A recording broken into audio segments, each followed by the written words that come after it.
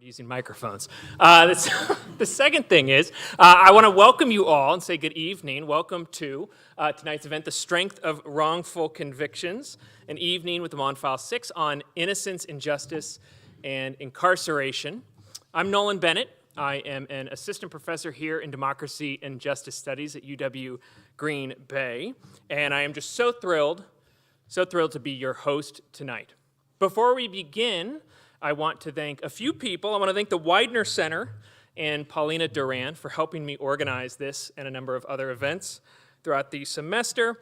And I'd also like to thank the College of Arts, Humanities, and Social Sciences and Dean Ryan Martin for helping to sponsor this event. So before I introduce our panel then, I'd like to welcome Ryan to the stage for a few remarks.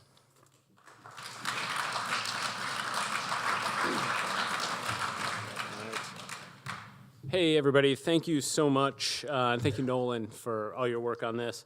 It's my pleasure to welcome you tonight, and I'm actually going to start out with something maybe a little bit embarrassing that I'm going to reveal at the outset here, and it's that before Nolan emailed me about this event way back this summer, I had actually not heard very much, if anything, about this story. And I admit, I've lived in Green Bay for almost 20 years, and somehow this story was off my radar. And I say that because at first I was like, what is the matter with me, right? How is it possible that I've lived here this long and I don't know this? And then I started talking to people because I came to the movie that Nolan arranged last month, which was fantastic to learn, and I learned more about it, and I started talking about it because I became obsessed with it, like a lot of other people, and I started sharing it with people, and I realized that other people like me who have lived here for a while but who were not born here were also unfamiliar with this story in a lot of ways. And I'm bringing this up because, to me, it speaks to a critical purpose of a university like ours. A public regional comprehensive university exists in part to help spread the word about stories like this. We exist to help draw attention to important work and important narratives and important news. It's why we're here. And so whether it's our Lawton Gallery, whether it's our university theater, the TEDx talks next week, plug, events like this, we are here to amplify the work of great artists, great scientists, great storytellers in our community. And so I want to thank Nolan for doing that work. I want to thank the rest of our Democracy and Justice Studies program. I know some of you are here tonight. I want to thank the panelists, and I want to thank all of you for being here tonight. So thank you.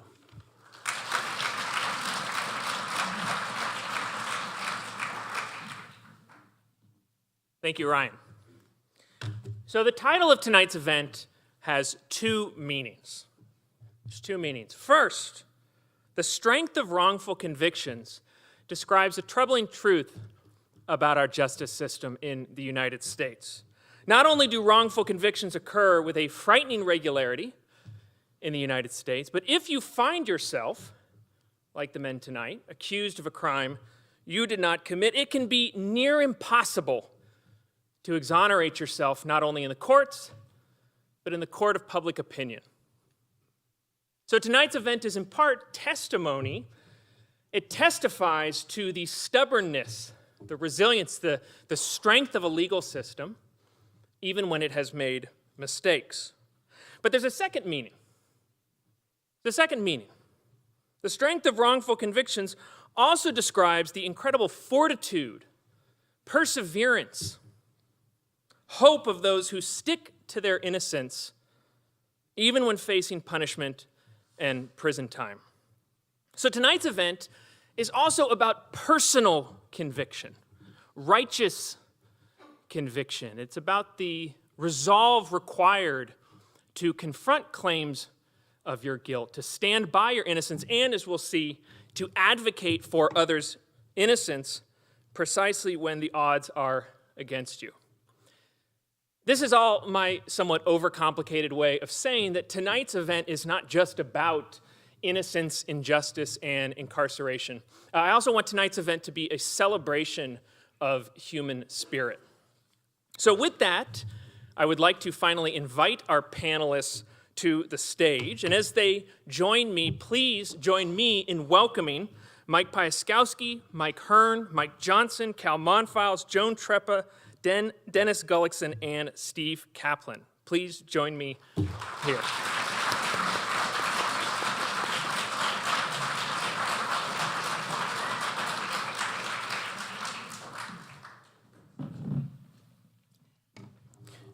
As we're all getting settled, I do also want to start by acknowledging those who cannot be with us tonight. Tom Monfils, Dale Baston, who passed away in 2018, Ray Moore, who walked free in 2019, and Keith Kutzka, who walked free just a few months ago. I know this goes without saying, but I hope we keep them present in our conversations tonight.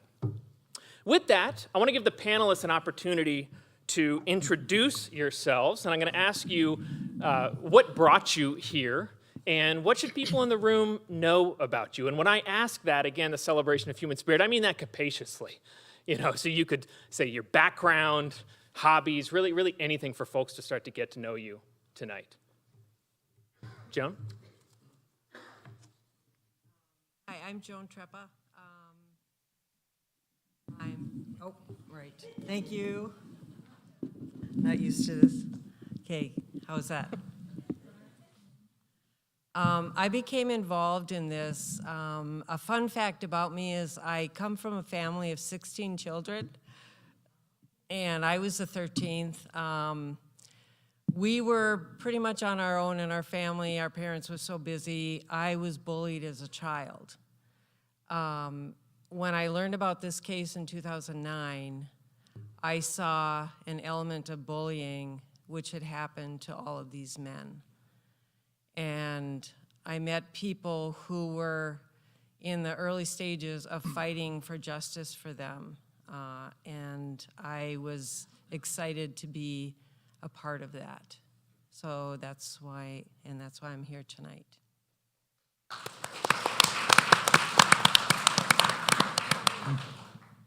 Michael Johnson, trying to cram 24 years into 5 years since I've been out, family, travels, went to Florida Keys with the family, went on a cruise with the family, just got back from Noah's Ark and the Creation Science Museum, just traveling around trying to catch up a little bit from what we lost. You're never going to get it back, but we like to have good memories and everything, so I live on the east side, in an apartment. I'd like to have a house, but it's hard to afford a house these days, so anybody's got a house for sale, really good.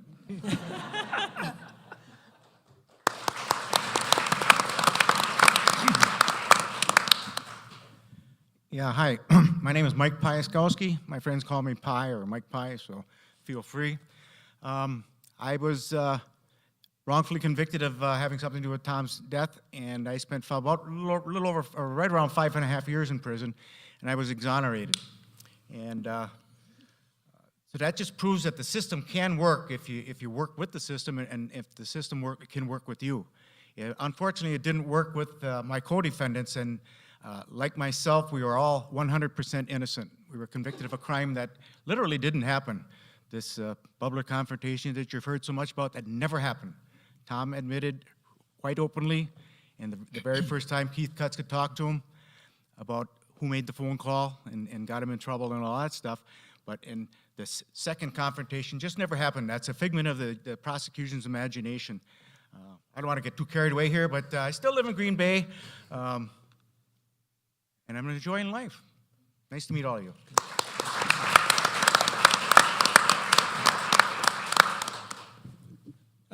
Good evening. I'm Steve Kaplan. I'm a recovering lawyer from Minneapolis, and had the privilege of practicing law for 48 years. And so that means I have no hobbies or extracurricular activities. So that answers Nolan's question about hobbies. I had the privilege of meeting Joan Treppa back in the fall of 2012, right after I had been part of a team that had successfully exonerated a death row inmate in Louisiana, and I was contemplating retirement, and then I met Joan, and that went to hell. And so I ended up practicing for 6 more years, and I had the privilege during that time of representing Keith Kutzka, unsuccessfully, however, to my great frustration. And as I mentioned to someone this evening, it is the single greatest frustration of my career that I was unable to successfully obtain a new trial for Keith. But I got the opportunity not only to meet Keith, who has become a dear friend of mine, but also the people on this panel for whom I have enormous respect. And I will continue, despite retiring, to do what I can to advance the cause of the individuals who were wrongfully convicted here. So thank you again for coming.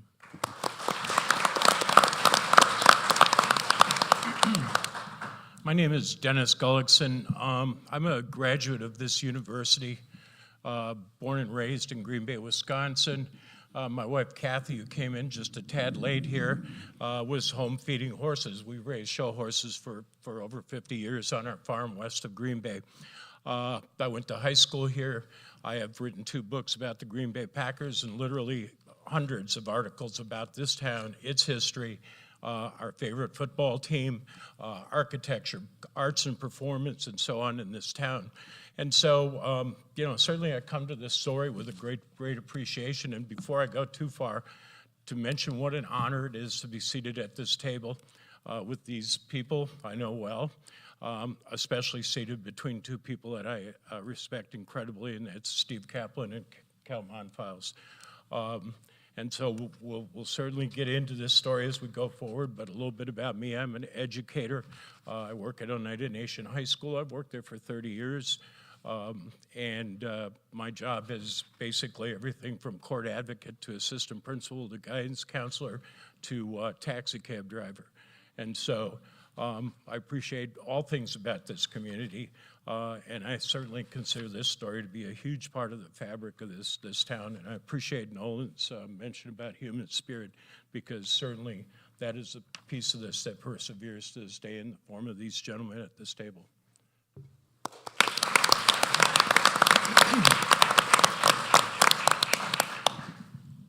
My name is Cal Monfils, brother of Tom Monfils.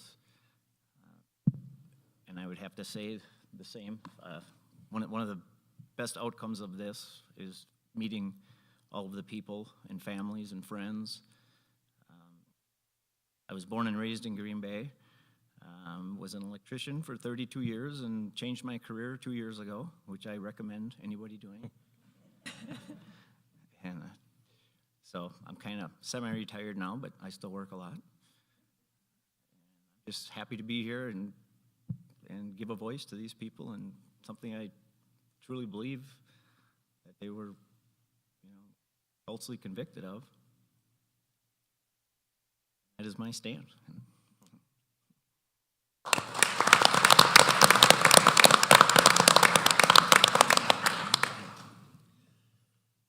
My name is Michael Hearn. I'm here because of these people holding out hope in prison for 23 years, 8 months, and 6 days, and I finally got my release. People on this panel are amazing. Joan came to see me in prison. Mike Pye's been an advocate for us while we were incarcerated, and through this time, Dennis came to see me in prison and interviewed me for the book that they wrote.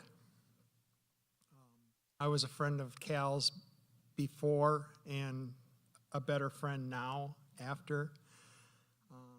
He's an amazing guy. I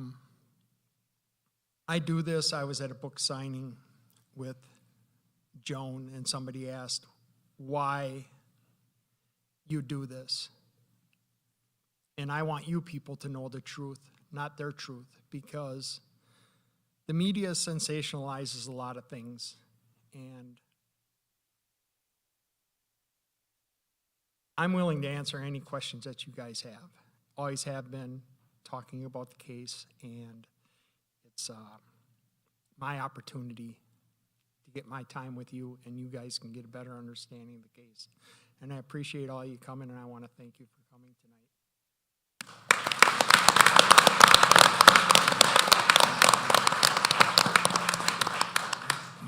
Thank you all so much. So we are hoping and assuming that many of you in the audience know this story quite well, but if not, we would like to catch you up to speed. And we'll, of course, have a lot of opportunities to get into details tonight.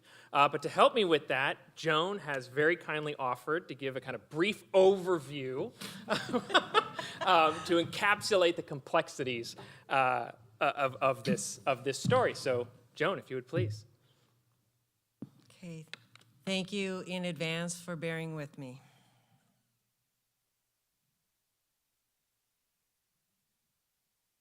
The prosecution's case at trial against the Monfils Six defendants was based on the following allegations and arguments.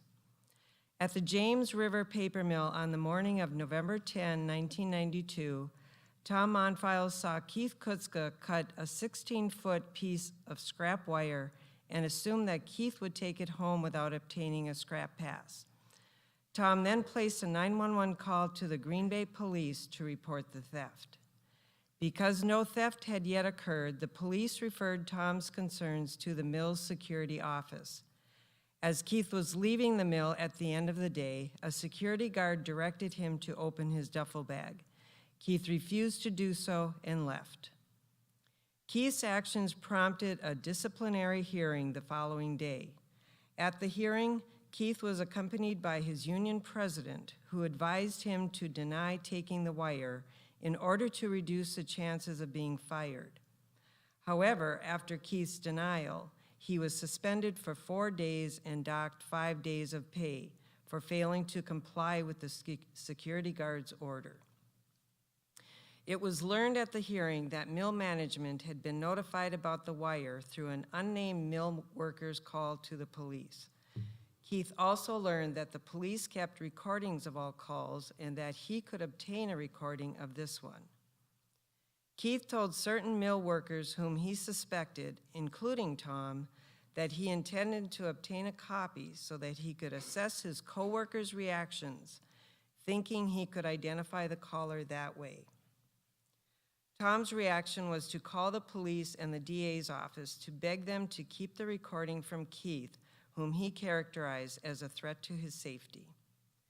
In response, Tom was assured that it would not be given to Keith. At the same time, others in the police department were helping Keith to obtain the recording. On the afternoon of November 20, 1992, the police gave it to him. After identifying Tom's voice on the recording, he played it for his union president, who told him that Tom had violated a union work rule by calling the police, rather than discussing his concerns with Keith or union officials. The union president told Keith to play the tape for Tom at work on the following day in the presence of 2 witnesses. If Tom admitted to making the call, Keith could file a union grievance seeking to sanction Tom for doing so. Keith then called co-workers Mike Pieskoski and Randy Lepak and asked them to be witnesses when he played the tape for Tom. Both agreed to do so.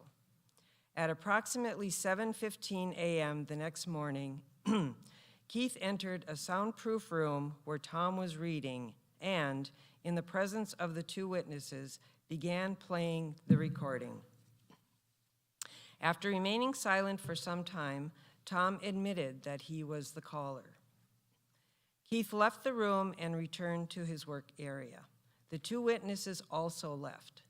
Tom remained by himself for several minutes. He left the room at approximately 7:34 a.m. to go back to his workstation. After he completed his tasks, a coworker saw Tom walk toward the entrance that led to the room where Keith had played the tape and to a separate storage area where Tom kept his exercise jump rope. A 49-pound weight was on the floor near the same entrance where Tom was seen approaching. Tom did not, however, enter the soundproof room. A few minutes later, Tom did not appear to perform additional scheduled work at his workstation. A search for him inside and outside of the mill failed. Still missing on the following day, November 22, 1992, the search began with the emptying of certain storage units and pulp vats. At approximately 9:30 p.m. that evening, his body was discovered in a vat containing approximately 20,000 gallons of liquid. His body, with his jump rope and the weight attached to it, was finally removed from the vat during the early morning hours of November 23, 1992, and taken to a morgue. That afternoon, Dr. Helen Young performed an autopsy on Tom's body in the presence of 3 Green Bay Police homicide detectives. Immediately following that examination, Dr. Young concluded that 1, Tom had been brutally beaten into a state of semi-consciousness or unconsciousness and had bled profusely from blunt force injuries to his head and skull before his body entered the vat. 2, he was still alive and breathing when his body was deposited into the vat. And 3, he had then died from drowning in the vat liquid. She then told the detectives that Tom's death was a homicide. In April 1995, 6 of Tom's co-workers were charged with first-degree intentional homicide. During the trial that fall, the prosecution contended that after playing the recording for Tom and the 2 witnesses, Keith returned to his work area where the recording was played for other mill workers. The prosecution further contended that Keith directed some of those workers to harass Tom before he and the 5 others confronted Tom at a nearby water bubbler, where they berated him for being a snitch.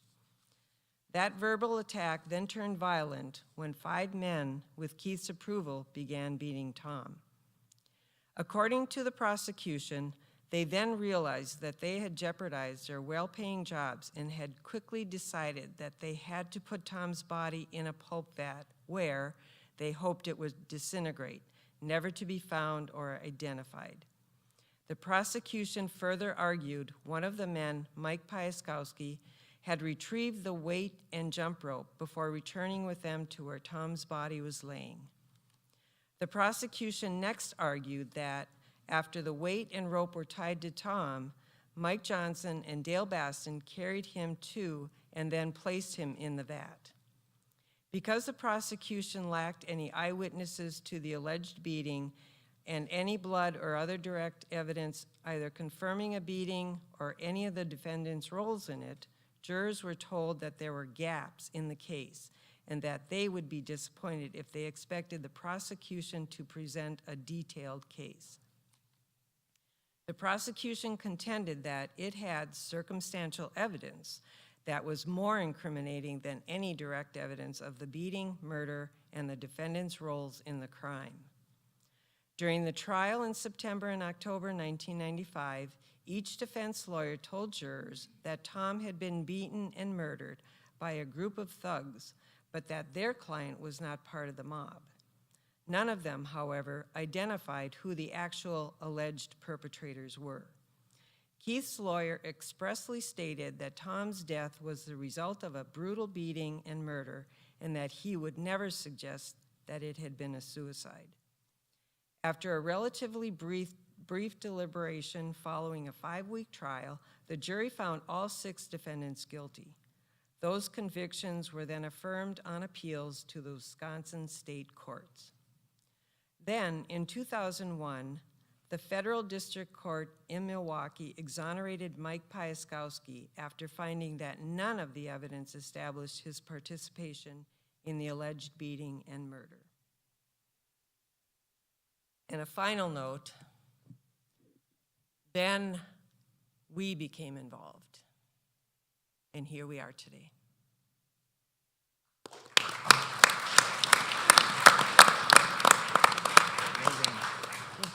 Thank you, Joan, so much.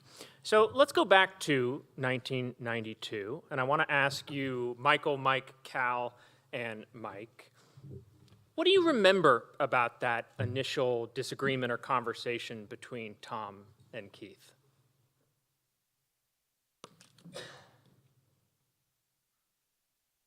I wasn't there. I didn't even know it had taken place. If it did indeed take place. Yeah, I was on vacation the week before, and I didn't hear about it until I returned to work. And then I was working the night shift, and Kutzko was going home on the 3-11 shift, and then he had 2 days off. And he just briefly told me about it, and I didn't really find out anything until he called and called me up at home. So I didn't hear anything about it until the second night, well, Sunday night. They'd already been missing for a full day, and that was when I came home from deer hunting, and my wife told me that my brother Tom was missing, and nobody knew where he was. So I called my mom, and she kind of told me a few of the details, but otherwise that was all I really knew about it, and prior to that I didn't know anything was even going on.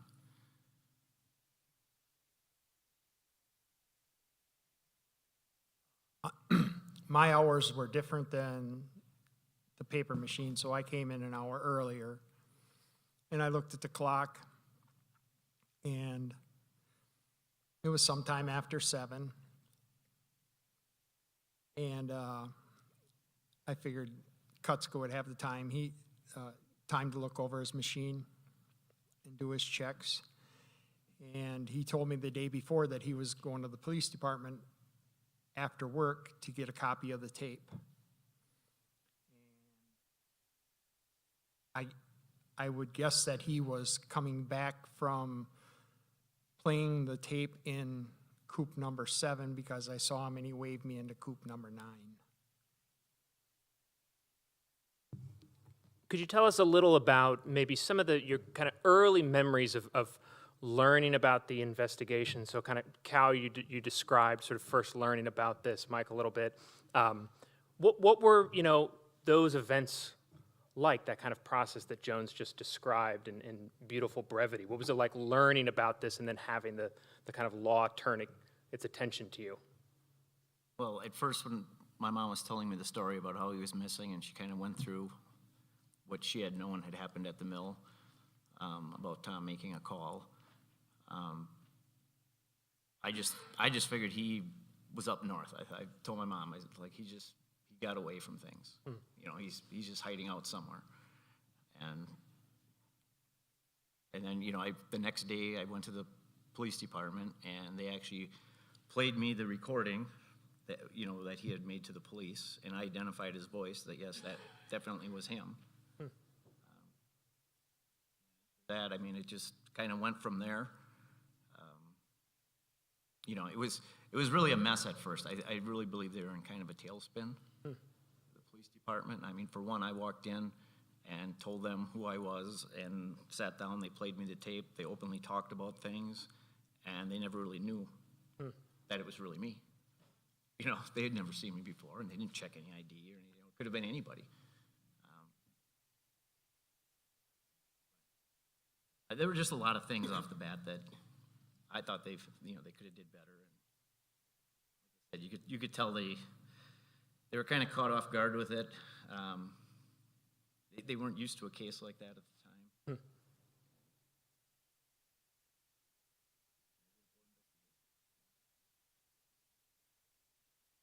In the very beginning, when they first started searching for Tom, they were looking, along the riverbanks and in the rivers and looking up in the rafter for something hanging, or draining water chests and pulp chests and things like that. When I say chest, tanks. They're looking in there for, certainly isn't a homicide, they were looking for a suicide victim. And then that changed about the same time that the autopsy went on, when I believe, this is my take on it, that all of a sudden they realized that the person that was found dead in the James River Mill was the same person that had been calling them over a week prior to that, begging them for their help, because Tom was making all those phone calls, stop the tape, don't release the tape to anybody. So that's when they changed their mind from looking for a suicide victim to looking for a homicide victim. And how convenient that Tom had a beef with one of his coworkers that same time.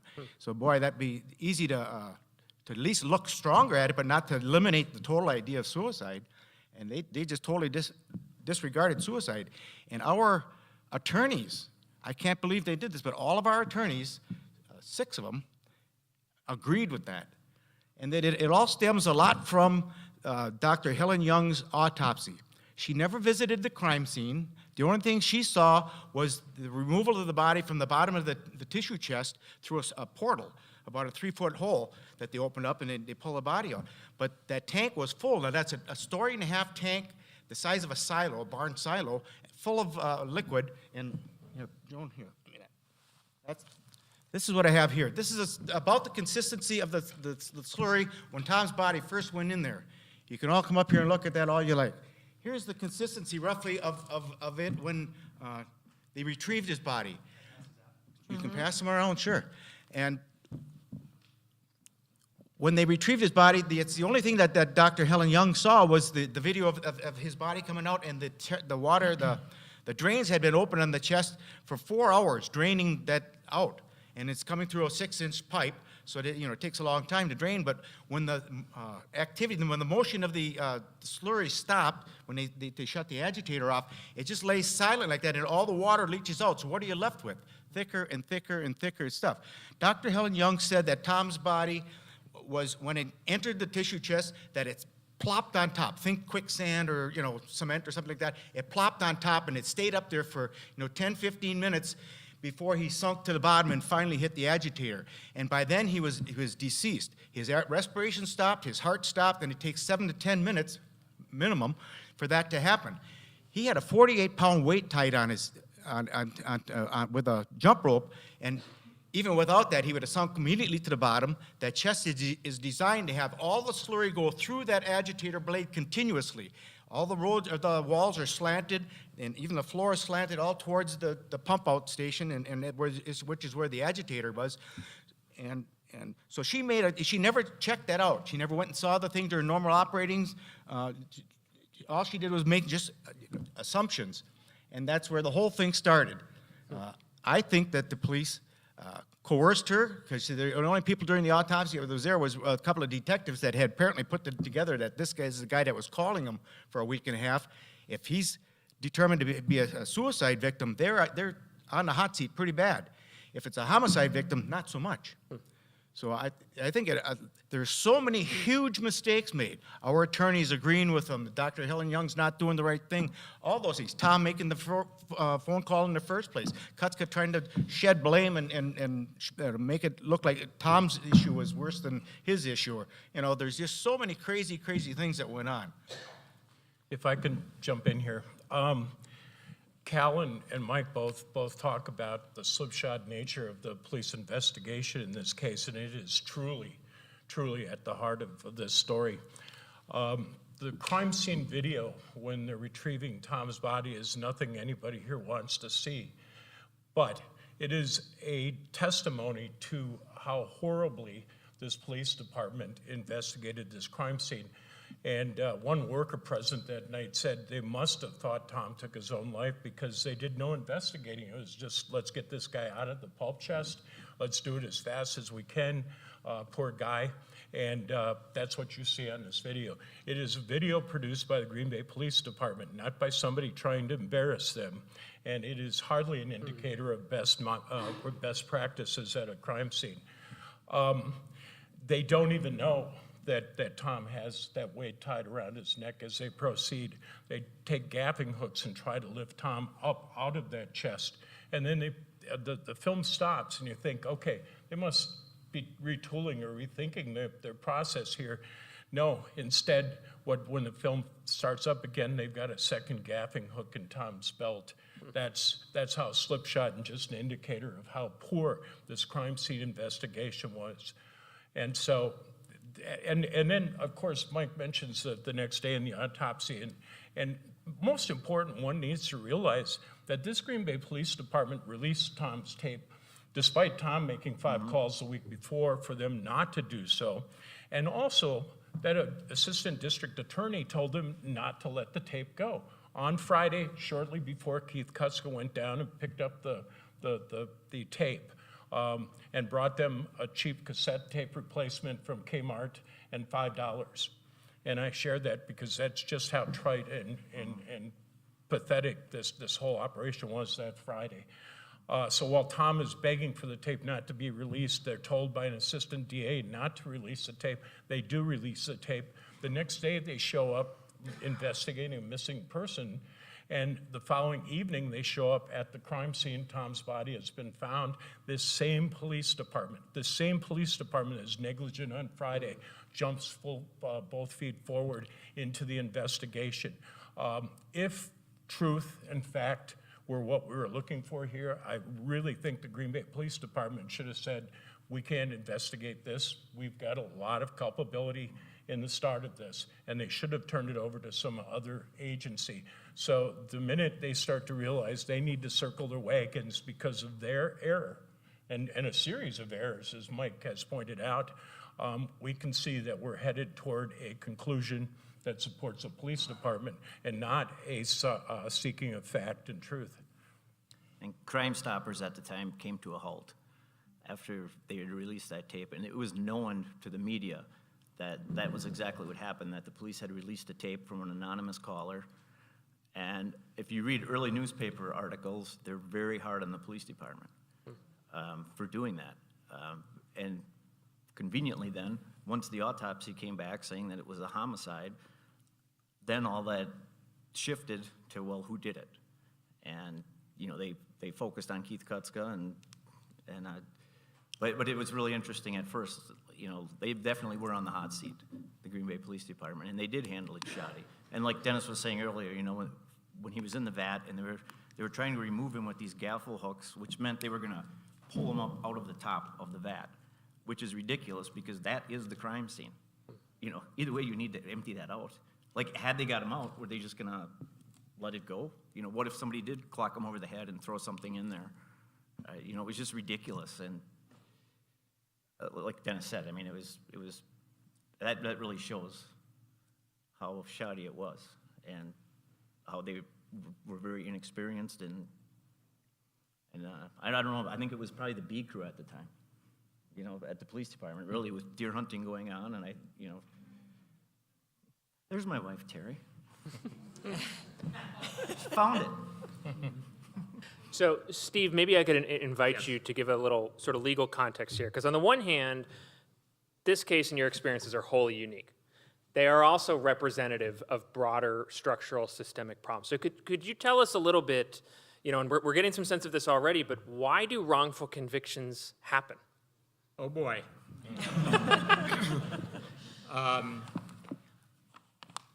I'll try to do it at a very granular level, and then we can maybe generalize and try to figure out what needs to get fixed. There have been about 3,500 documented wrongful conviction cases between 1989 and the beginning of January of 2024. Over recent years, they've been averaging about 3 or 4 a week. In 2022, there were 223 documented wrongful convictions. That doesn't mean that the conviction happened in 2023. That means that we found out that a prior conviction from perhaps 1990 had been wrongful. So at a granular level, what we see from our ability to take that universe of 3,400, 3,500 cases and look at them and say, what the heck went wrong, leads to perhaps 10 or 11 factors that I'm just going to tick off to the best that I can recall them without getting into any deep discussion about them. If you really want to know more about it, you can go on the Innocence Project website and you'll find them all there. But one of the things that is key is tunnel vision, or confirmation bias, as the psychologists call it. It's the human tendency to form an opinion quickly and doggedly maintain that opinion and conviction despite any evidence that would disprove it objectively. And so what happens is police are under pressure to, particularly in high-profile, serious cases like Tom's, to convince the public and politicians that they are competent and capable of solving crime. And so there's pressure on them to come to some working conclusion about what happened and who did it. And we see this really in spades in this particular case. We see witnesses either being coerced into lying, often by police or prosecutors, in order to avoid harm to themselves, adverse legal consequences to themselves, or people in good faith just forgetting or misremembering something that's critically important. So we have people who are knowingly lying, we have people who are not telling the truth innocently. We have false confessions. The case I worked on in Louisiana was a false confession case that we then had to disprove every possible prosecution theory that could have been available to demonstrate that the defendant had actually done what he had confessed to do. And we were successful in that. So false confessions, the police are allowed to lie to interrogation suspects. The Reed method of interrogation actually encourages police to do that. So, for example, police may say, we have physical evidence showing that you committed the crime. We have an eyewitness saying you were at the crime scene, when in fact they don't. And it is all designed to pressure the subject into admitting what the prosecution or the police want them to admit to.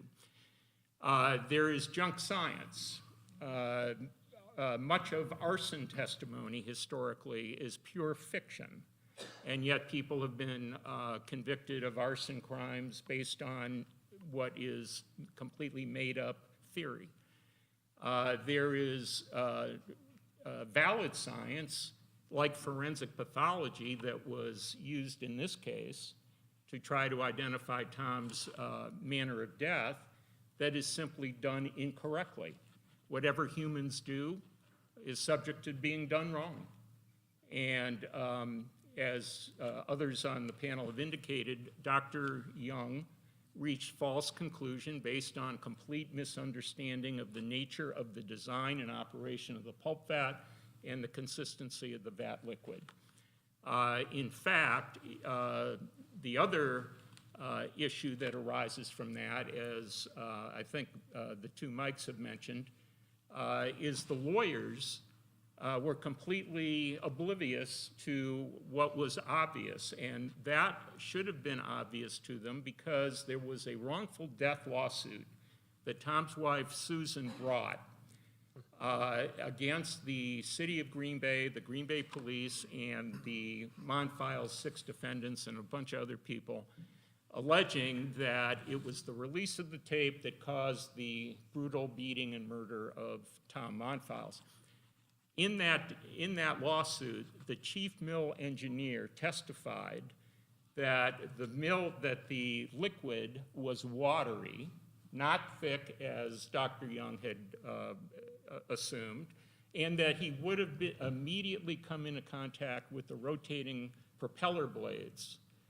And in fact, there were photos of those rotating propeller blades that exactly matched a skull fracture on Tom's skull, the dimension and the shape of which completely matched the propeller blade edges that Dr. Young had said was an injury he suffered before he died and as a result of the beating that she surmised had happened, when in fact, every one of Tom's injuries that he had, whether suffered before or after his heart stopped, could have been inflicted in the vat. But the defense lawyers, and this is what pains me as a lawyer, they are the check and balance on the police and the prosecutors, and in this case, they failed.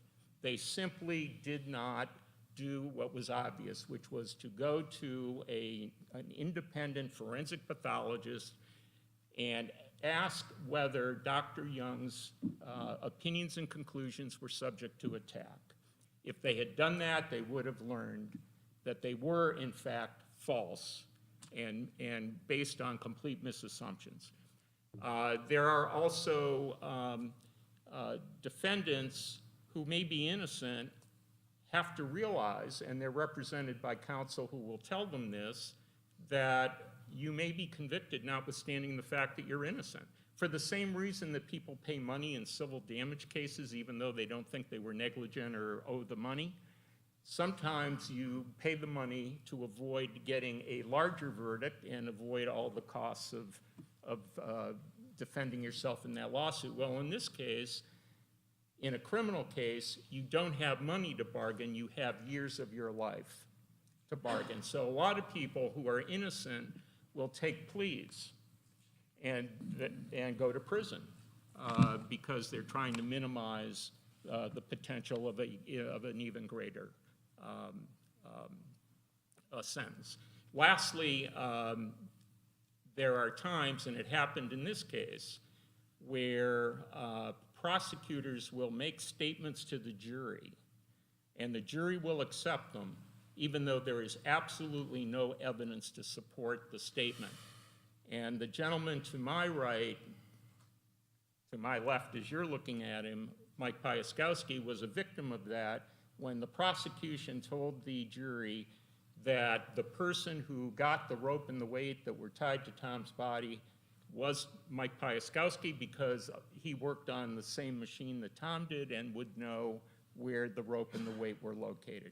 It was complete nonsense, unproven, and the federal courts so said.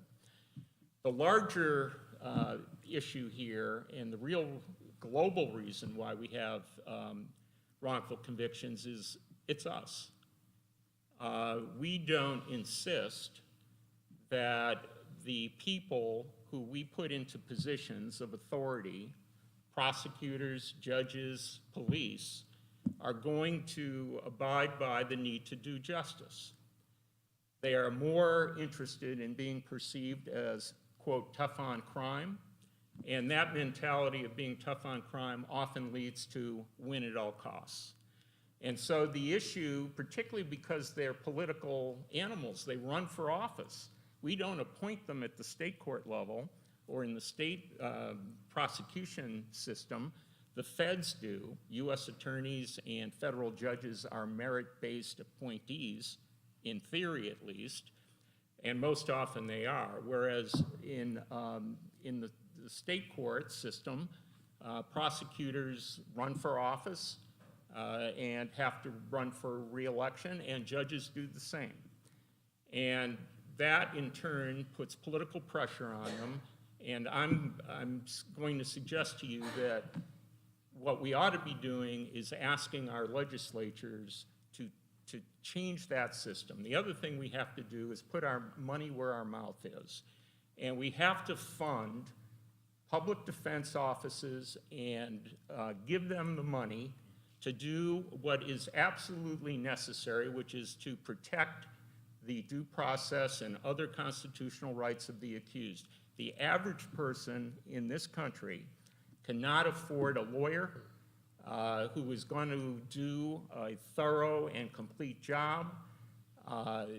They are going to instead be turned over to public defenders who are overworked, underfunded.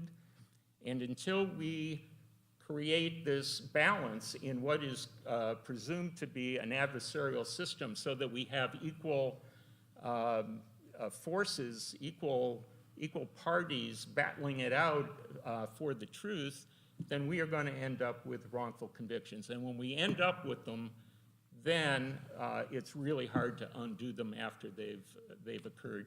We can talk later, I don't want to take up any more of the time here, about some of the reforms that we might look to have our legislators enact so that the system has the right, what's the word I want, the right inducements so that justice is the main goal, not winning a case. Well, why don't we talk about one of those success stories, despite all the incredible odds you've just mentioned. So, Mike Pye, you mentioned earlier that in some sense the system worked for you, you being the only of the six to be exonerated. Would you talk us through a little bit about how that process worked, what led to your success, thoughts on that? I guess I can only really talk about what I think. I was incarcerated, so my family took care of finding the proper attorney, and I fell out of Madison, T. Christopher Kelly, and he had argued in front of the United States Supreme Court at one point, and he had a large success story. So anyway, we ended up with T. Christopher Kelly, and he's one that was fighting the case on my behalf. But what really happened the most is Judge Myron Gordon. Now, he's the federal judge out of Milwaukee that ruled in my favor.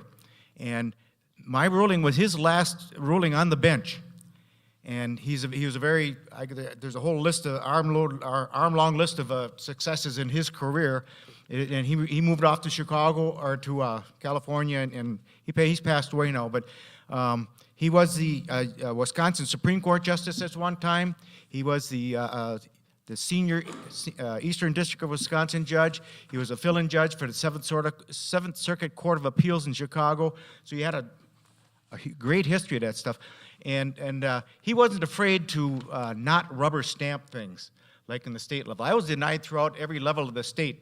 And you go back to the trial court, you go to the state appellate court, you go to the state Supreme Court, then you go to the United States Supreme Court before you're totally done with the state. And then if you have the right issues, you can get into the federal system, and that's what we kept fighting for, and that's where my success was. Once Judge Gordon ruled in my favor, now the state had to appeal his ruling, and they were trying to prevent me from getting released from prison. So they held me back in prison. He was going to release me on January 6th or something, but no, not January 6th. That's a bad date. I think it was January 9th. Okay. So and they held me back until I think it was April 3rd before I actually walked out of prison. And in the meantime, it went to the Seventh Circuit Court of Appeals, and because Judge Gordon retired, his workload got put onto another federal judge, Lynn Lynn Edelman, I believe. And then, so a grand total of 5 federal judges ruled in my favor.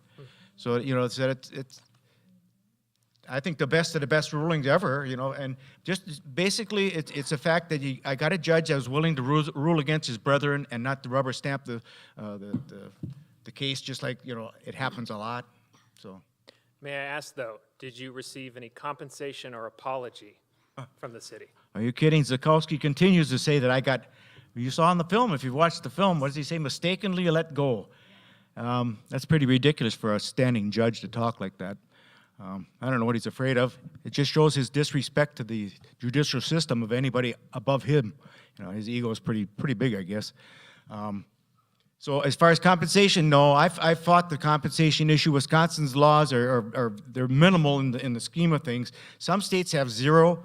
Some states give $1 million for every year of wrongful incarceration, and Wisconsin gives $5,000 a year up to 5 years. So the maximum you're ever going to recover is $25,000.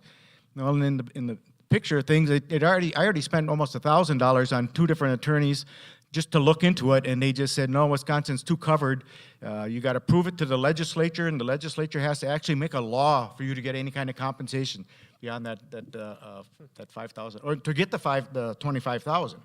And you can't sue the state. I mean, Stephen Avery had a pretty good thing going because it was a different situation. But in our case, I was advised that it's not worth me spending any more of my money and pursuing it. So I've gotten 0, nothing, not 1 red penny, and not an apology. So. Michael, would you be willing to share with us, did you go through the appeals process? Do you remember hearing about Mike Pye's success? What was your path through that, small legal chance? So we all went through, I went through the appeal process, state appellate court, but I thought the issues that my attorney went back on were pretty weak. Like, I even brought it up to him.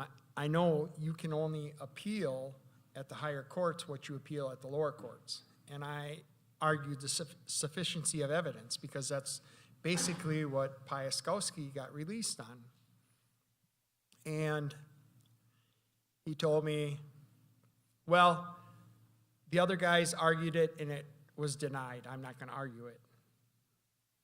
And at that point, I was just like, I mean, I dabbled in law.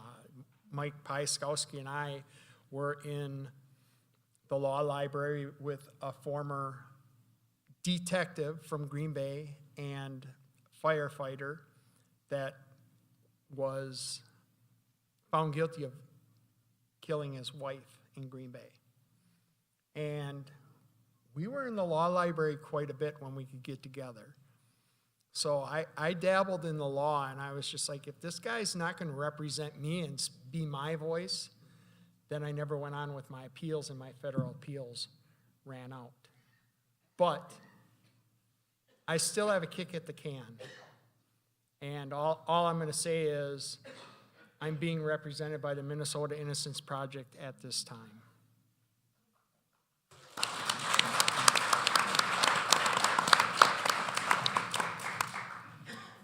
Well, my hope kind of soared when I heard about Mike Pye getting, released, but it didn't really go very far as far as my attorney was concerned. He basically was placing all his hopes on a habeas corpus. That means show me the body of your evidence. That's the federal appeal.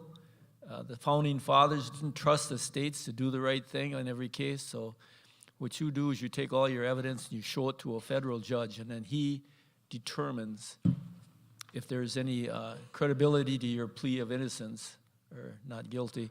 And in my case, that judge turned me down. And I got kind of concerned, because that's your last hope, is your habeas corpus.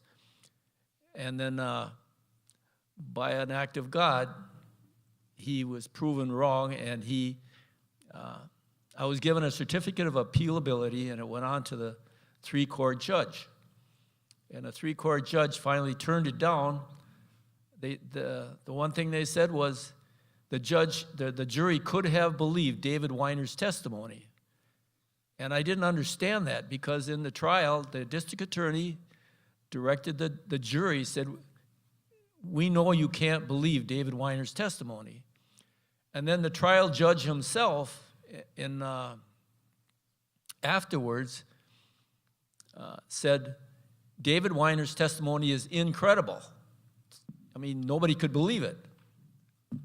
And yet the trial judge, these 3 trial judges in the federal habeas corpus appeal, said the jury could have believed it, and that's why they turned down my federal appeal. And I never understood how they can do something like that. That's really so illogical. Nobody believed David Weiner's testimony.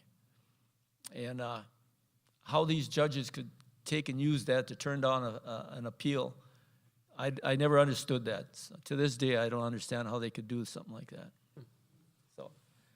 So we're fortunate to have a number of advocates with us here on the panel, and I know in the audience as well. So Dennis and Joan, I was hoping to hear from you. What made you decide to write a book about this case? I'd mentioned earlier that I grew up in Green Bay. I've written quite extensively about the Green Bay Packers. Growing up in this town, and if you've done so, you know that guys who work at paper mills, and now certainly women who work at paper mills, are a part of the fabric of this community. My scoutmasters, 2 of men worked at paper mills. I had a great deal of respect for paper mill workers. They worked hard, they raised their families, they gave to their community. And so my disbelief that you could find 6 paper mill workers who were given to something like this, it was just, I couldn't have it. The other thing I might add, just to give you a number, because we often talked about, can you quantify just how impossible this case is? And you can. My co-author, John, is a scientist, and working with a scientist on a book I recommend it for anyone. We also work quite closely with Mike Pieskoski, and so we benefited from Mike's knowledge of the paper mill and John's scientific approach. But one day we just proffered the idea, you know, can you put a number on this so people could see how impossible this is? And John said, all right, let's say each of us has 100 friends, and one person in that group is capable of something like this. All right, 1 in 100. Now, understandably, none of us have that person in our group of friends, but for figuring's sake, let's do that. We have to find that 1 in 100 6 times in a row without breaking the chain. Every one of these individuals has to be that 1 in 100, and you can't have one of these men in that chain who decided to do the right thing and report this or stop this.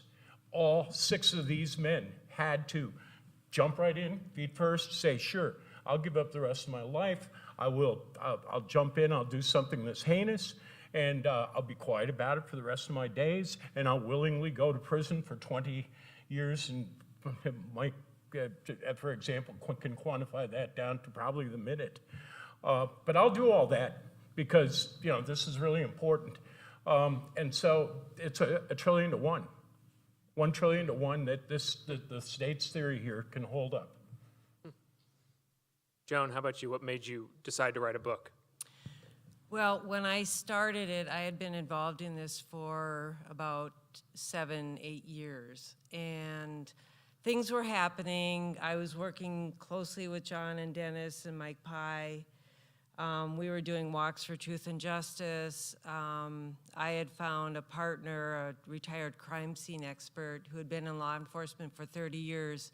He was finding out a lot of information about this case that had never been broadcast before. And frankly, my son was the one who prompted me to write my book. He's a writer, and so I kind of say that I followed in his footsteps. And he said, Mom, there's things happening with this case. You need to document it and get it out there. And so what my book became was the focus of what's you don't hear about a lot. A lot of times you hear about the guys when they go to prison, when they get exonerated, when they get released. You hear about these people. You never hear about the families. So I wanted to highlight what the families had been through, what they experienced, and who they were. I wanted to put a face to these men, some humanity to these men, and I wanted people to know that no matter, I don't have a law degree, I've never been involved in any criminal justice, no legal courses at all. I wanted to let people know that you don't have to have the resources, you don't have to have the knowledge, and all these, all these resources at hand to make a difference. I wanted to be an example of what a small group of people can do to make a difference and really change people's lives. And so those are the elements of what my book is about. Thank you. Nolan, might I also add on a personal note, both my wife Kathy and I worked with Mike Pye's father, Francis, at Sears. I was a part-time kid working my way through college. Kathy was a salesperson there. And when I found out that Mike was Fran Pieskoski's son, I said, knowing Fran quite well, and he was a great guy with a great sense of humor, as were all the guys that worked in the appliance department at Sears with him. I said, no son of Fran Pieskoski's ever killed anybody. That's just not a possibility. And that might have been a direction to head in, but since then it's become clearer and clearer every day, and every time you meet and talk to Mike, that's the case.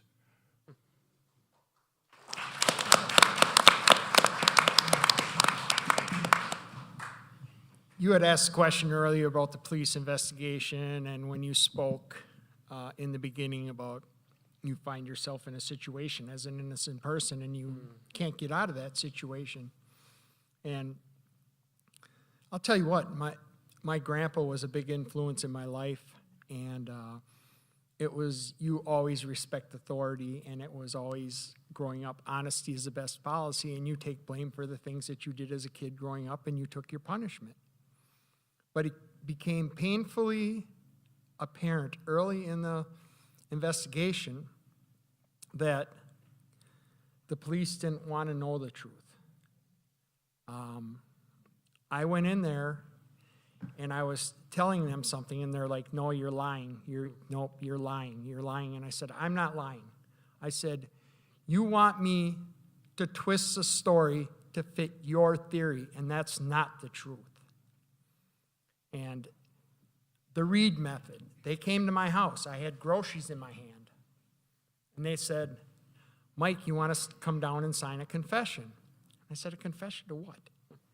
And they're like, well, we have direct evidence back from the crime lab in Madison that points directly at you.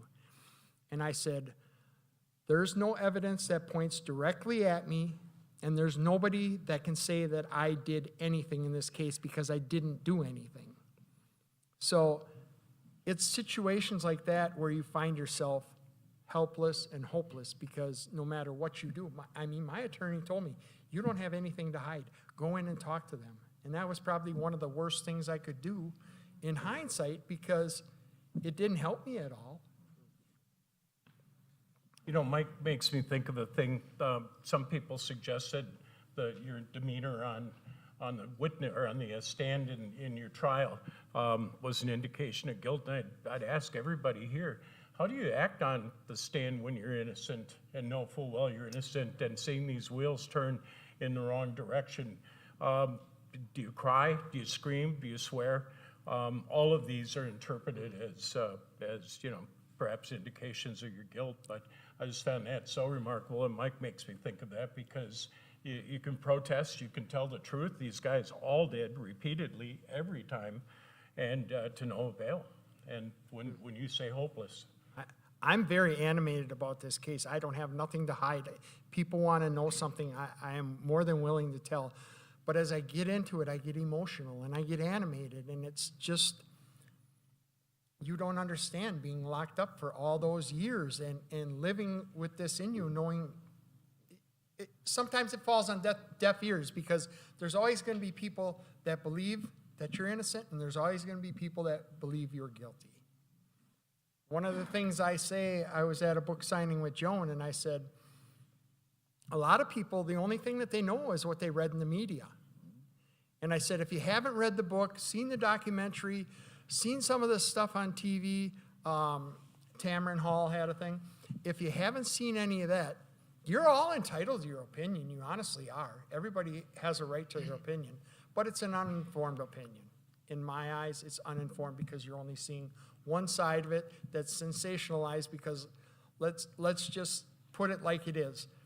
Sensationalism sells papers, the media. You watch the news every night, sensationalism sells. So that's the way I look at it. That's the analogy I give all the time. Would it be all right if we talked maybe a little bit about your time incarcerated? And Mike and Michael, you kind of address this, and I appreciate you bringing it down to the very day, you know, and even minute. And this is almost too light of. It's such a major question to ask, but what is it like to be incarcerated as an innocent person? What is that experience like? How do you get through that? It was kind of amazing.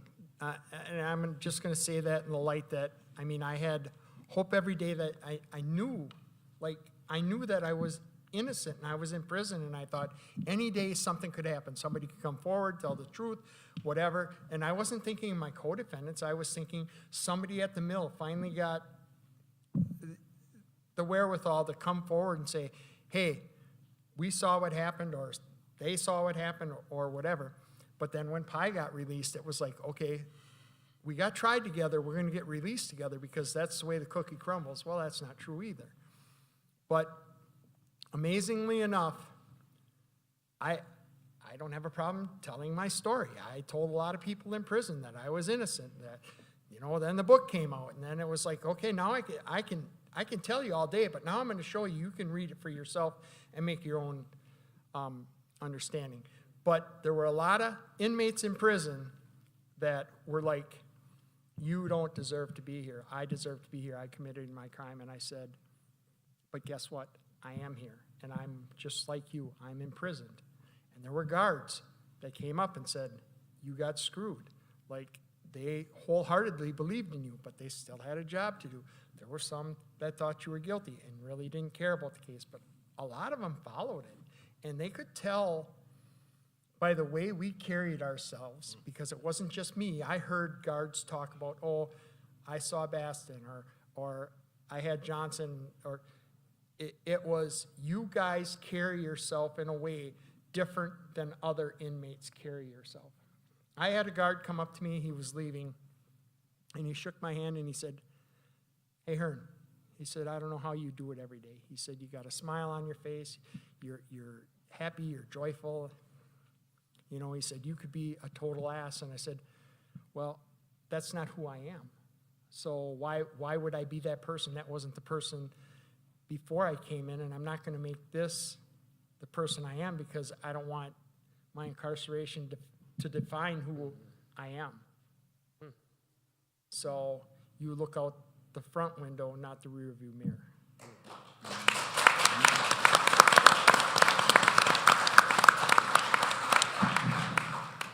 For me, this is a spiritual journey. It didn't make any difference what people said. I knew the one who created all of this universe, and he knew the truth, and he knew where I was and what I was all about, and he was going to one day make everything right. So for me, it wasn't, it was just living day by day and watching our Heavenly Father provide for me in so many ways, miraculously. So that was my story.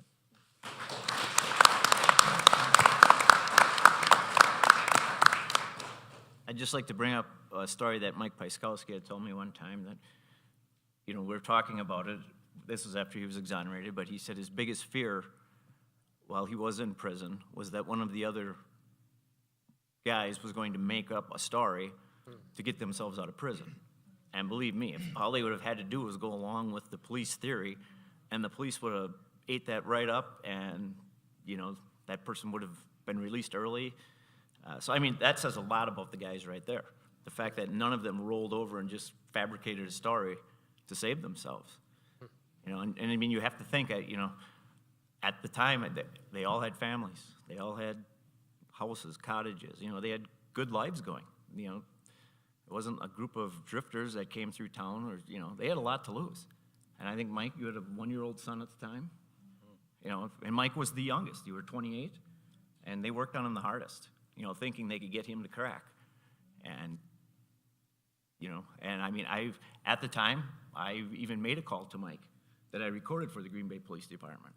And when I played the tape for the police department, I said, that's how sincere he is. It's like, if anything, it proved his innocence. And of course, it was never used. It was never, the tape disappeared after that. But, I was willing to do anything to try to help. And As was I. right. And that's the thing too. They all did. I think a lot of the public thinks that at first they were very tight-lipped. They didn't want to talk, but every one of them did. They all went in and gave their statement. And I think of a lot of what happened was, they became alibis for Keith. They were asked, hey, do you know where Keith was? Well, yes, they were in that general area. And well, yeah, I saw him at the break room or what, and that's what got them, that's what tied them to the case. Just the fact that they were an alibi.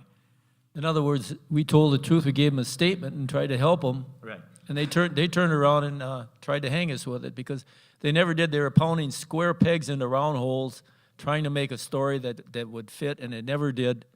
And they actually, offered everybody everything under the sun to try to get this done. Because in the end, they knew who was responsible for Tom's death. They give that tape away. If there's any way you slice it, cut it, or dice it, they're responsible for his death, because nothing would have happened if it hadn't been for that tape. All of us were offered immunity from prosecution if we'd come forward. All of us. Pieskoski, Johnson, Baston, myself, Ray Moore. It seemed like it became apparent, like Mike just said, that we were all an alibi for Kutska. Like, at a certain time we were with him, at a certain time we were with him. But the place is so big, and you don't have a watch, so you're guessing at the time. And if our times overlap, they're saying, well, how come you didn't see this guy? How come you didn't see this guy? This guy was in there with you. Why didn't you see him? You're covering it up. No, you're not covering it up. It might have been seconds that they went around a corner and you never saw them. Or they went through the back door and you came through the front door 10 seconds prior to you coming in. You don't have a watch. You can't wear a watch. There's really not a lot of clocks that you could, and are the clocks even synced to the same time in different areas? So it was really frustrating thinking about that aspect of it, to think that we were an alibi because we said we were at this time. Well, this guy said he was at this time. And that's why I think they gathered all of us up. So in a moment, I'd like to open to questions, and to facilitate that, I'm going to ask, if you are so bold, to come down to the mic here and sort of line up to ask our panelists questions. And while I wait for those courageous few to get that queue going, let's turn to questions of what we do. So I think a lot of us in here are hopefully motivated by your words, your experiences. What advice do you offer those of us who want to keep something like this from happening again? Don't jump to conclusions. Right. Use your critical thinking skills. And in particular, in this case,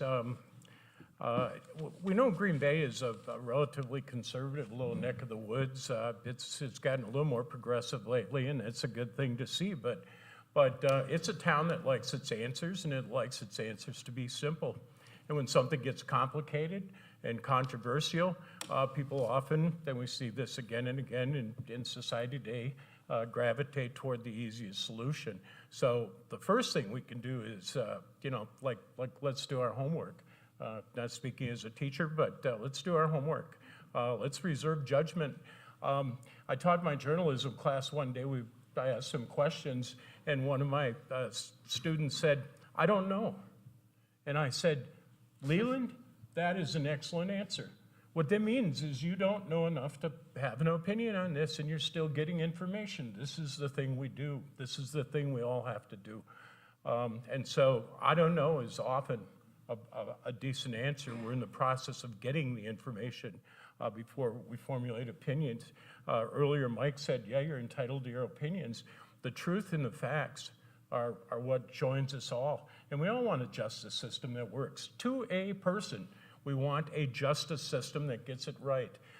Steve was talking earlier about that advocacy and that actually, the back and forth, even collegiality, I'll call it, that gets at the truth and the fact. That was the first thing jettisoned in this case. I can talk about a timeline. Early on, the Green Bay Police Department presented, we had all the discovery because of Mike. And we looked at a series of 12 5-minute snapshots of where men were during the very important hour between 7 and 8 o'clock. And we said, well, now wait a second, that's snapshots. That doesn't tell us anything. We need the movie. We need the movie and so John, next thing he knew, he was laying out detail sheets, and he created 2 timelines, by the second and one by the person, which are in our book. That is the Green Bay Police Department's timeline, not ours. It is generated from their discovery. It is a direction they took at the onset of this investigation. Why, we asked ourselves, did they never revisit that timeline? Well, we know quite well, because if they had sought the movie, they would have eliminated these guys from consideration. I'll just say that as an advocate who didn't know anything about our criminal justice system, like I said, when I started learning about this case from John Gay and Dennis Gullickson and Mike Pye, I came into it without any opinion.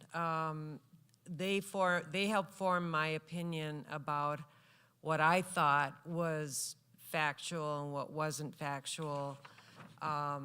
They showed me the proof. And I wanted to keep, it took me a long time to really get through. I read the Monfils conspiracy book that Dennis wrote and talked with these guys so often about this. I was hungry for information. I wanted to make sure that I was on the right side of this. And my instinct just kept telling me, you're doing the right thing, you're doing the right thing. And I had so much respect for these guys. And Mike Pieskoski said something to me that will always stay with me. He said, the first time I met him, you know, I was exonerated, but the other 5 are still in prison, and I need to help free them however I can. And I thought, wow, you're scot-free. You could do whatever you want. You could distance yourself from this case. You could put this nightmare behind you, but no, he was there on the front lines with us, working to free the other guys. And I thought, I can't ignore that. I can't ignore the integrity of these guys. And you know, we were trusting in the system. We were trusting these men and these women to do the right thing. It was kind of naive on our part, maybe, but that's the way. Hey, that's the way we did it, and we conducted ourselves honorably and properly all through this.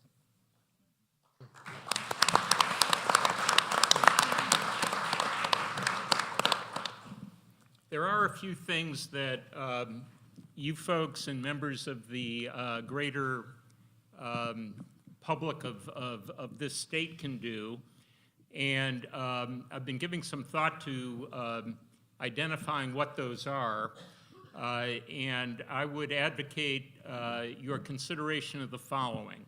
First of all, a number of states and jurisdictions have adopted or created what are called conviction integrity units or conviction review units. And what that is a part of the prosecutor's office in whatever county of whatever state has adopted one that will agree to look at a case where there is significant evidence of a wrongful conviction. And they will bring in impartial people who did not work on the prosecution back at the time that it was being pursued. And in those cases, there have been a number of exonerations that have been agreed upon by prosecutors after these conviction integrity units have reviewed the case. Minnesota just got a large grant from, I believe, the Justice Department and created a conviction integrity unit comprised of the Great North Innocence Project, or what used to be called the Minnesota Innocence Project on the one hand, and the State Attorney General of Minnesota on the other. And there's about 80 or 90 of these, maybe more, across the country. Does anybody know how many there are in Wisconsin? Zero. At least as of 2023, there were none. And the question is why? If we're concerned about doing justice, why aren't we willing to take a look at cases such as this or other cases where there is overwhelming evidence that an injustice occurred? That's number one. At the federal level, I think it's really important that Congress get rid of the 1996 amendments that limit access to federal court review of state court convictions. This was done in the wake of the Oklahoma City bombing. It was done in the wake of the initial bombing of the World Trade Center in New York. And what Congress did was to limit the number of occasions where a state court defendant could seek federal court review.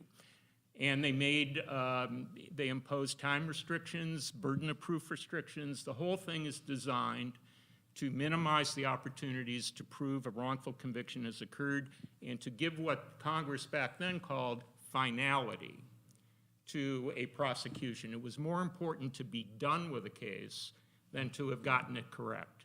So those are among the things. The other things that you might want to consider advocating to your elected representatives is to get rid of civil immunity for police and prosecutors. Police have qualified immunity In other words, if they do something wrong, there's an enormous burden of proof on the part of an exonerated defendant to sue them. Prosecutors have absolute immunity. You cannot sue a prosecutor, no matter how egregious their conduct. And there is no reason for that.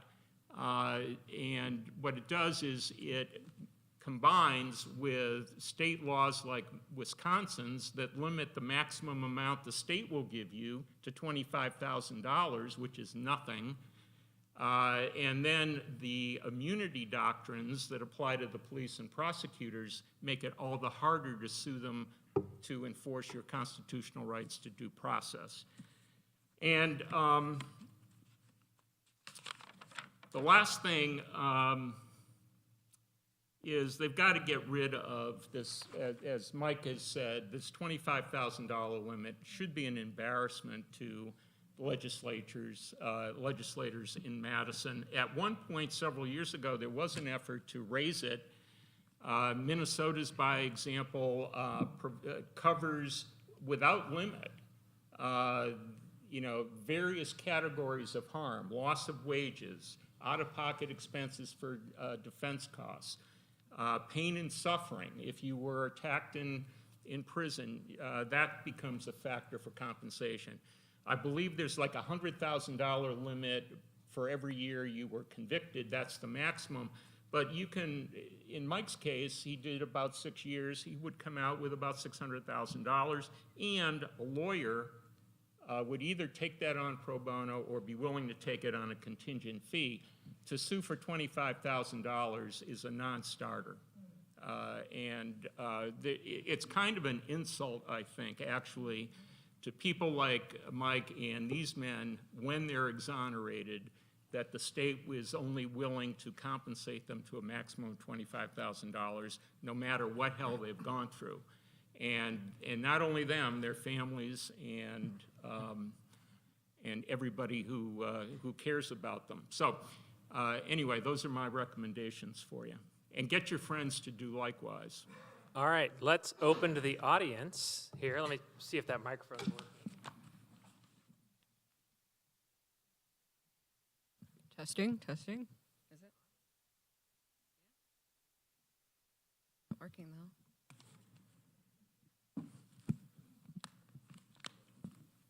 Can you guys hear me? Oh, okay, there we go. Working now. All right, so first of all, I want to thank you all for being here tonight. I was super excited to come to this. My name is Rachel, and I just kind of want to preface my question, or two-part question, I guess, by kind of explaining that I have a personal connection to the case. My father actually worked at the mill for 30 years. I started in 1980, worked up, till 2010. So I grew up, I guess, with this case or hearing about it, just kind of knowing, atmosphere about the mill, various, workers, things like that. So, yeah, I just had a very personal interest in it, kind of all my life. So I believe it was Mike Johnson who had talked about David Weiner, and I don't know if, obviously everybody probably doesn't know the whole story behind him, and how he, at the time when he testified at the trial, he was already serving a sentence for murdering his own brother. So I just kind of wanted to see if you guys could maybe talk a little bit more about that, how you felt about that, about it not being in there, and then that kind of leads to a question about John Minnow. But I'd just like to say this about nothing specific about Weiner, but there's so many different satellite stories, if you want to call them sidelines, that the film itself followed the Brian Kellner aspect of the whole case. Well, there's the David Weiner part of the case. There's the James Gilliam part of the case. And then there's smaller things like all of the goofy stuff they did to try to bend our arms or get us to change our testimonies. Sometimes they were successful, like with Connie Jones and Aldy Bush and the things like that. And so, the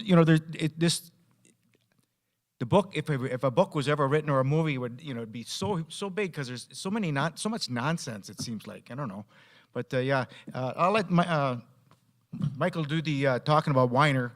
He shot and killed his own brother a year and 7 days after Thomas died, so. Right. And I don't know about what other states would do, but if you shoot an unarmed man 4 times, to me, that's murder. He was at a football game, and his brother David was supposed to give his brother a ride home, and he didn't do it. So the man who was killed called up David, and was talking rather abusively to him on the phone, and his girlfriend heard this conversation, and we got testimony about what it was said, and it was something like, I'm gonna tell what you did. And then he says, like Dave says, come on over and talk to me. So he comes over and talks to him, and the next thing he guns him down. What's going on there? What part of that story isn't true? I mean, we have her testimony. We know he's dead. And like I said, it was ridiculous. And what did he get? The lowest possible charge. And then he even thought he's going to get probation or parole. But we should know about a plea deal. It only goes as far as the district attorney. The judge is not bound by that plea deal. So he gave him the maximum 10 years. And I don't know about you, but I remember when he pulled him out of court, he was screaming and hollering and dragging him out because he thought he had a done deal that he could kill his brother and get away with it. Didn't work out that way. David Weiner is, in many ways, an encapsulation of the absurdity of the state's case. And to answer your question, this is what I remember about David Weiner. David Weiner had a job in the mill that put him in the general vicinity of the pulp vat where Tom's body was found. In his initial statements to the police, and when he testified at the equivalent of what I would call a grand jury hearing, it's under oath, here it's called a John Doe hearing. He said that he saw Keith Kutzka at the very time the police were arguing that Keith had been leading this beating of Tom at a water bubbler. He saw Keith sitting at a table next to his paper machine where Keith worked, studying the union grievance manual.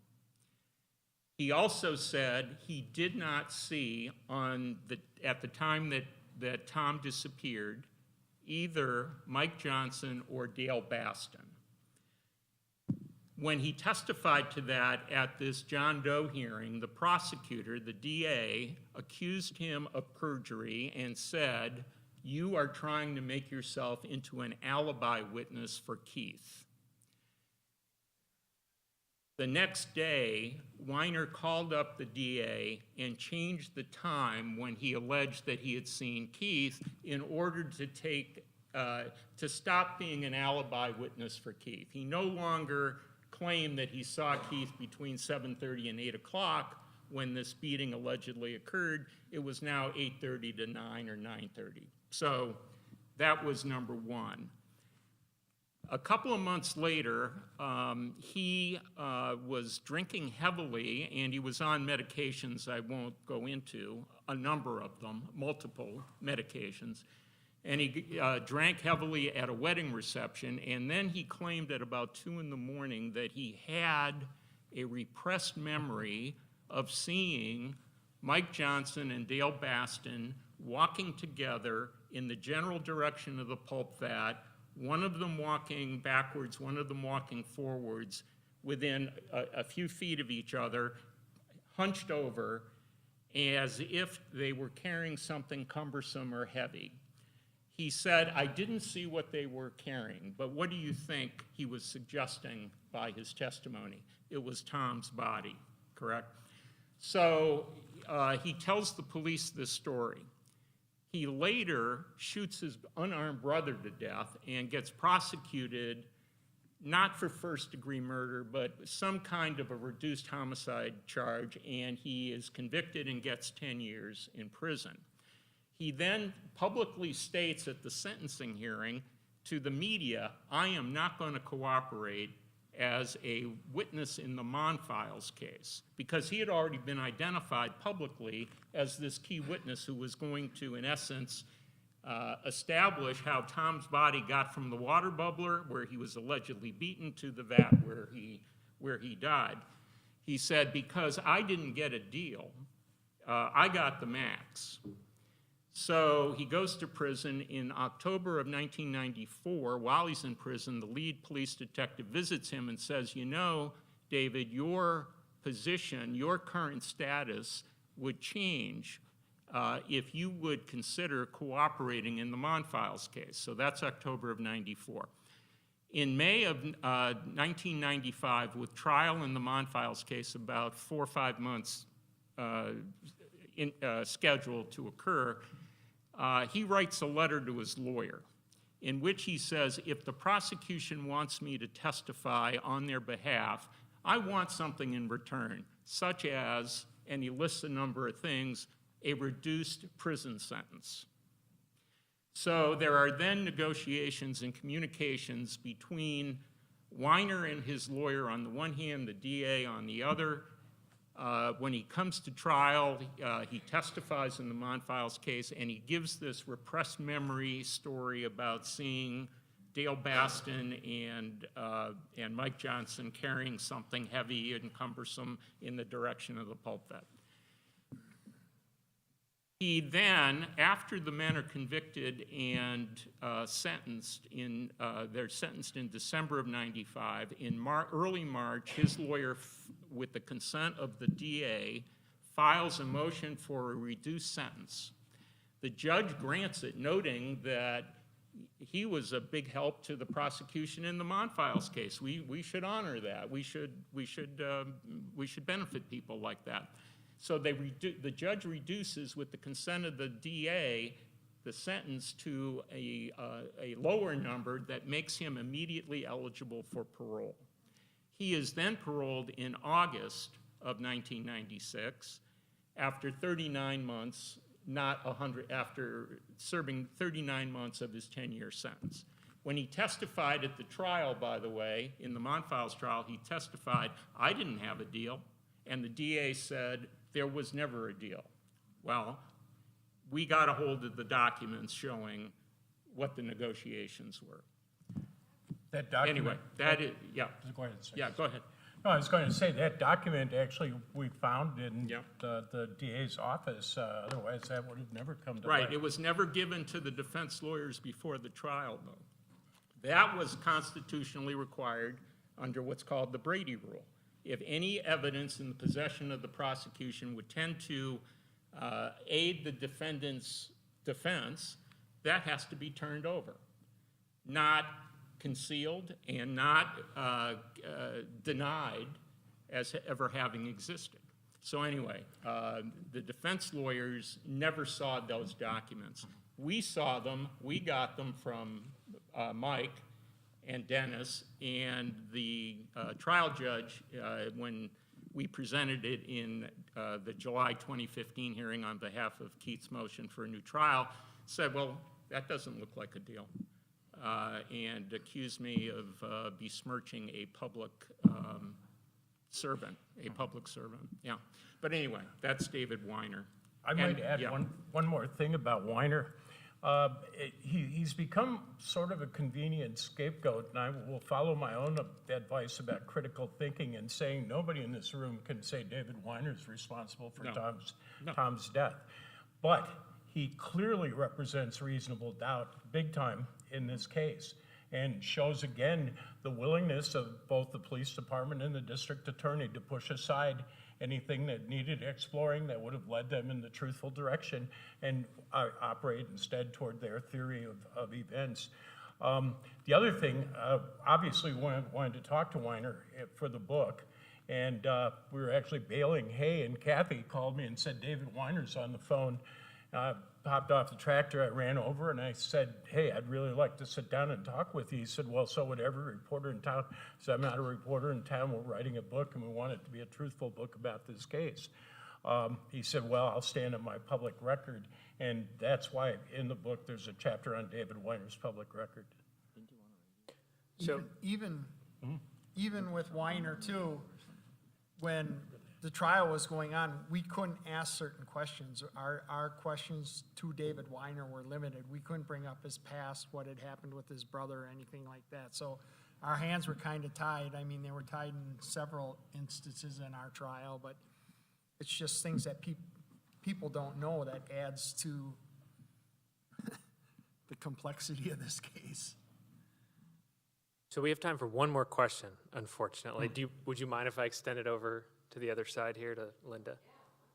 Linda, take us home. Well, I was first going to really thank you, Professor Bennett, for giving voice to really what needs to be given voice in this community, and all your students who have gotten involved.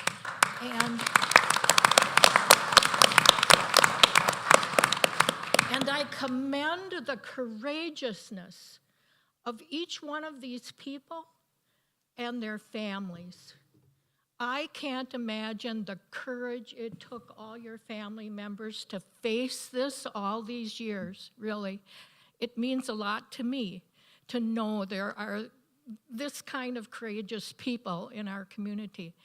And I'm going to ask, for the sake of the audience, how many here have seen the documentary which they are referring to, Beyond Human Nature?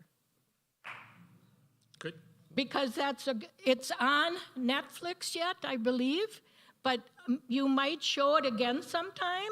Might be a possibility of what's shown here.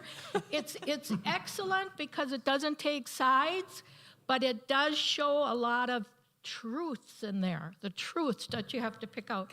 And I'm also wondering how many read either of Dennis Gullickson's or Joan Treppa's book. See, that's really good to know. And You can buy them, by the way. Don't leave here without. Yeah, okay, that's another good thing. We have a limited supply after we're over here that we In the reception, yeah. in the reception area, I guess. That's another good thing to add. And here's my kind of dilemma. Because in the documentary, you will hear a judge, he's judge now, John Zukowski, who was the prosecutor at the time, say that one of the reasons all 6 were tried together was to save taxpayer money. Now, I heard this attorney say, or somebody said about having people in positions of authority to have high standards. And I was raised to believe that we are to look up to those people because they do have high standards. And I start to realize, like the people on this panel, that is not always the case. When they're more concerned with expediency or tax, why try all 6? Why do that? Why not give each one a fair voice? And if they tried all 6, why not exonerate all 6? That's a dilemma. And also, what kind of taxpayer money was saved by putting these people in prison for all those years? And also, if Wisconsin had to pay $1 million a year for every year a person of wrongful conviction spent in prison, you can be sure that we wouldn't be saying, oh, save the taxpayer money, just get this over with. They would want to have the truth and the facts. Do you see what I'm saying? Yes. We're messed up. We're messed up, and we gotta unmess it. I believe John Skowski also said they didn't have enough evidence to try any one person. Right. I mean, what kind of country we live in here? You know, so there wouldn't have been any trials if they hadn't made, and they wouldn't have made this mistake if they'd followed what they should have done. Just common sense. We don't understand how these things are done, but my goodness, you know. It's a good old boys club for sure. There was 4 district attorneys used to prosecute us. 3 of them are judges, 1 is retired. And the one that retired, his son is now the district attorney of Brown County. So what does that tell you there?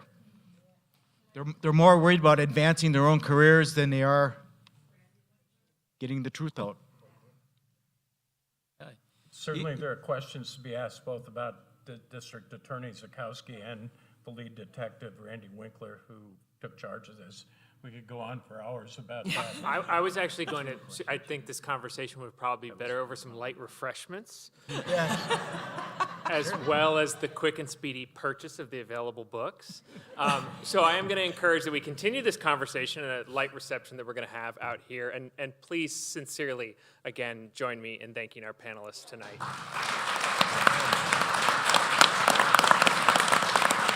Thank you.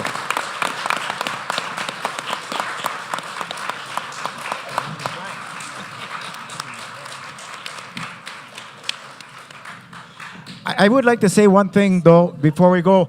This case has to be brought up again and again and again so it doesn't happen again.